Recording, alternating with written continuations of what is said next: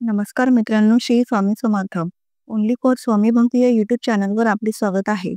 तर मित्रांनो, आता श्रावण सोमवार येत आहे आणि आपण श्रावण सोमवारी शिवलेलं अमृत वाचत असतो. तर आज आपण बघूया शिवलेलं अमृत यातला 5वा अध्याय मराठी सार. चला तर मग व्हिडिओला सुरुवात करूया. अध्याय 5वा, धर्मगुप्ता आख्यान. श्री गणेशाय नमः. जो भक्त नेहमी सदाशिव ही 4 अक्षरे उच्चारतो, शंकराची पूजा करतो, तो अनेक जीवांचा उद्धार करतो. शास्त्राचे चांगले ज्ञान असलेले लोक अनेक प्रकारचे प्रायश्चित्ते सांगतात, पण जो मनुष्य मुखाने शिवनाम घेतो तो शुद्धच असतो. शिवनामाचा महिमा असा परम अर्जित आहे. त्याचबरोबर जो भक्त प्रदोष व्रत करतो त्याला सर्व प्रकारच्या सिद्धी प्राप्त होतात. हे त्रिवार सत्य होय. ज्यांना समाधान, प्रगती, धैर्य, दीर्घायुष्य, संतती, संपत्ती व दिव्य ज्ञान प्राप्त व्हावे असे वाटते त्यांनी यथासांग प्रदोष व्रत करावे. या व्रताचे मनपूर्वक आचरण केल्यास त्याची याच जन्मात प्रचिती येते. 6 महिन्यातच दारिद्र्य आणि मोठी व्यथा याचे निशेष निरसन होते. प्रदोष व्रत वर्षभर केल्यास ज्ञान प्राप्त होते. 12 वर्ष केल्यास बहद भाग्य लाभते असे व्यासाचे वचन आहे. प्रदोष व्रत केल्याने अकाली मृत्यू गडांतर येत नाही. सत्यरथ राजाची कथा. सत्यरथ हा विदर्भ नगरीचा राजा अतिशय शूर, तेजस्वी व लोकप्रिय होता. तो परम शिवभक्त होता, पण त्याचे वाढते यश ऐश्वर्य सहन न होऊन शाल्य देशाचे राजाने अन्य राजाशी हात मिळवणी करून विदर्भावर एकदम आक्रमण केले. राजाला त्या युद्धात वीरमरण आले. ही वार्ता त्यांची पत्नी इंदुमती हिला समजताच तिला शोक अनावर झाला. त्यावेळी ती गरोदर होती. आपले व बाळाचे प्राण वाचवण्यासाठी ती गुप्त मार्गाने राज्याबाहेर गेली. अरण्यातून जात असता तिला प्रसूती वेदना सुरू झाल्या. ती व्याकुळ होऊन जमिनीवर गडबडा लोळू लागली. ती प्रसूत होऊन तिला पुत्ररत्न झाले. तिने बाळाला झाडाखाली ठेवले. तहान सहन न होऊन राणी कशीबशी रडत एका सरोवराजवळ आली. तिने ओंजळीत पाणी घेताच दुर्दैवाने एका मगरीने तिच्यावर हल्ला केला व तिला खाऊन टाकली. धर्मगुप्ताची कथा. सत्यरथ व इंदुमतीचा पुत्र जो सरोवराजवळच्या झाडाखाली होता तो रडू लागला. त्यावेळी उमा नावाची एक विधवा ब्राह्मण स्त्री तिथून जात होती. तो रडण्याचा आवाज ऐकून ती तिथे आली. ज्याची नाळही कापलेली नाही असा देखणा गोरा गोमटा नवजात मुलगा रडत असलेला पाहून तिचे काळीज गलबलले.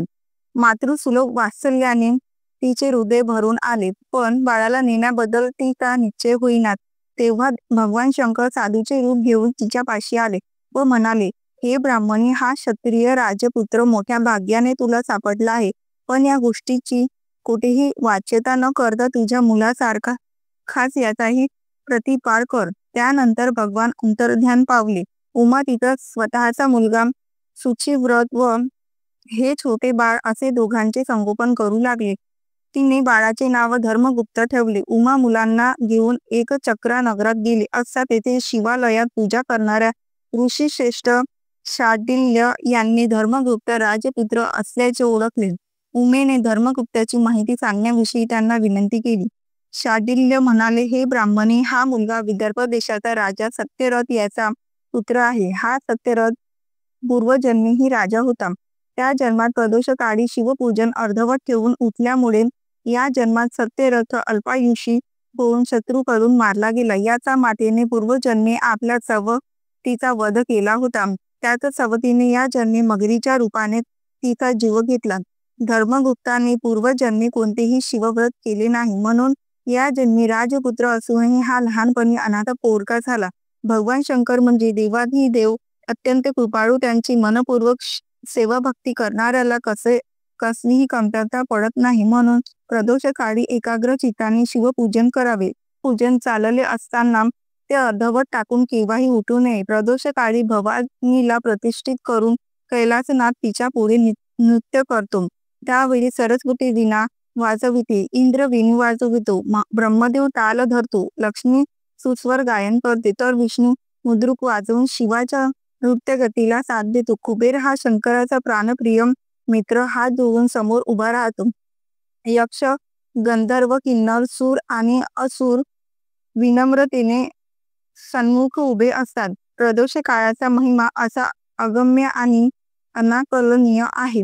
तो वेदशास्त्रांनाही कळत नाही.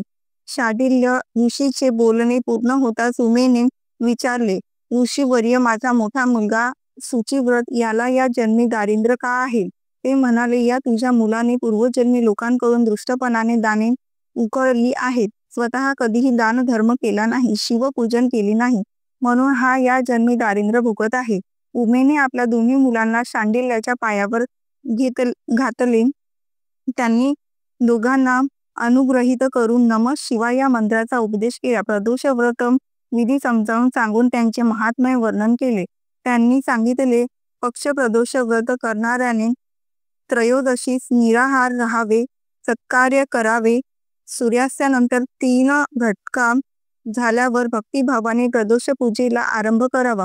पूजेच्या जागेला केळीचे खांब, ऊस, पताका, रांगोळ्या व झालरी यांनी सुशोभित करावे. स्वतः शुभ्र वस्त्र नेसावे, भारी पांढरे गंध लावावे, सुगंधी पुष्पे धारण करावीत. मग शिवलिंगाची स्थापना करून त्याची विधियुक्त पूजा करावी. प्रथम आचमन व प्राणायामादी पारंपरिक विधी करावेत.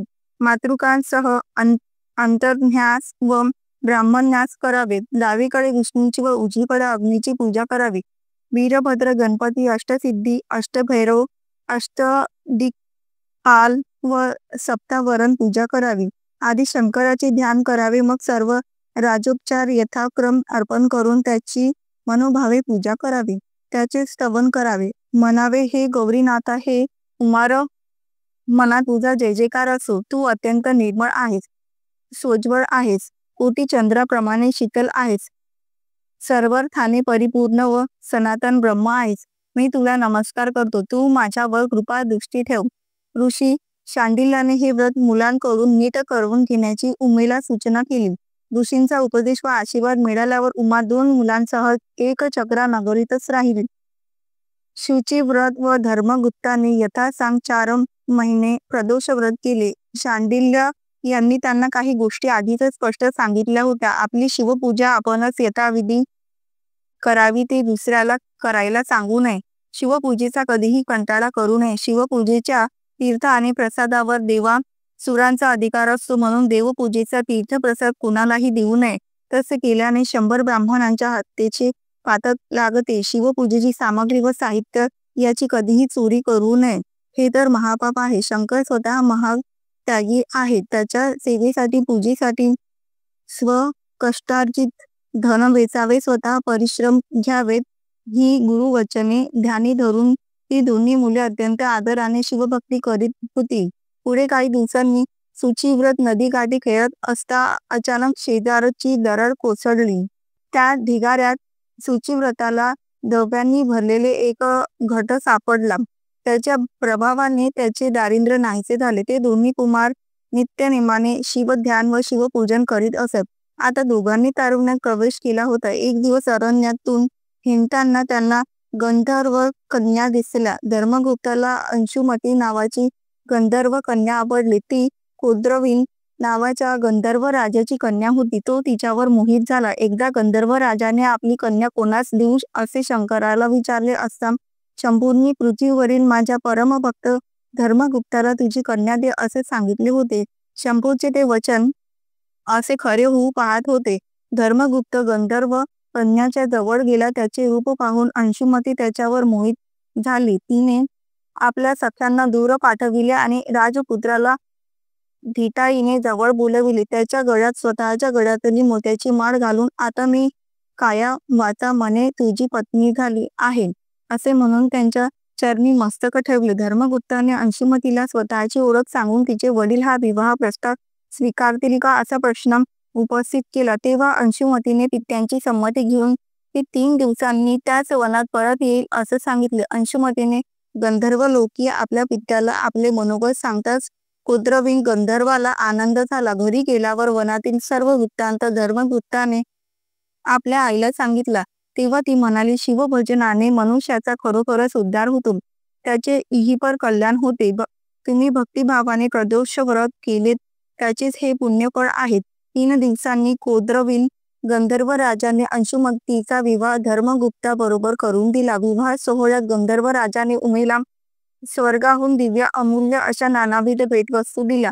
जामात धर्मगुप्ताला भरपूर वैभव दिले. पुढे काही दिवसांनी धर्मगुप्ताने गंधर्व राजाच्या चतुरंग सेनेसह विदर्भावर स्वारी करून आपले राज्य परत मिळविले. त्याने आपली पत्नी माताबंधी यांच्यासह पुष्कळ वर्षे उत्तम राज्य कारभार केला. शुचिव्रताला युवराजपद दिले.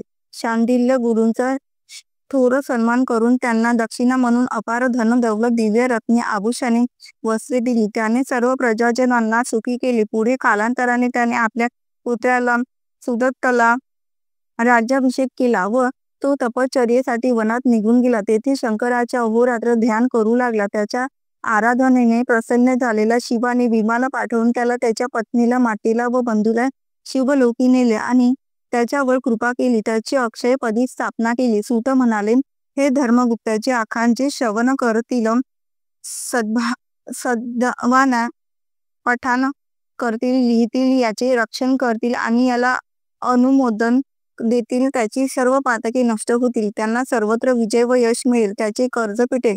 घरात धनधान्याची वृद्धी होईल. संपन्नता येईल. स्वतः शंकर त्याचे रक्षण करील. प्रदोष महिमा अत्यंत अद्भुत आहे. या ग्रंथातील प्रदोष व्रताचे महात्म्य ऐकून जे या व्रताचे यथाविधी आचरण करतील त्यांना दुःख, दारिद्र्य व अपमृत्यूचे भय राहणार नाही. शिवकृपेने त्यांचे कल्याण होईल. हे त्रिवारम सत्य आहे. हा शिवलीलामृत ग्रंथ अत्यंत पवित्र आहे. ज्याच्या घरी हा ग्रंथ आहे त्याचा पाठीराखा शंकर. तो उमाकांत त्यांच्या सदैव बरोबर राहील. अंती त्यांना शिवपद प्राप्त होईल. या अध्यायाच्या पठनाने व प्रदोष व्रत केल्याने 6 महिन्यात गत वैभव परत मिळेल. हरवलेली व्यक्ती पुन्हा भेटेल. असा शिवलीला अमृत अध्याय 5वा होता. व्हिडिओ आवडला असल्यास व्हिडिओला लाईक, शेअर आणि सबस्क्राईब करा. धन्यवाद. श्री स्वामी समर्थ. जय जय स्वामी समर्थ.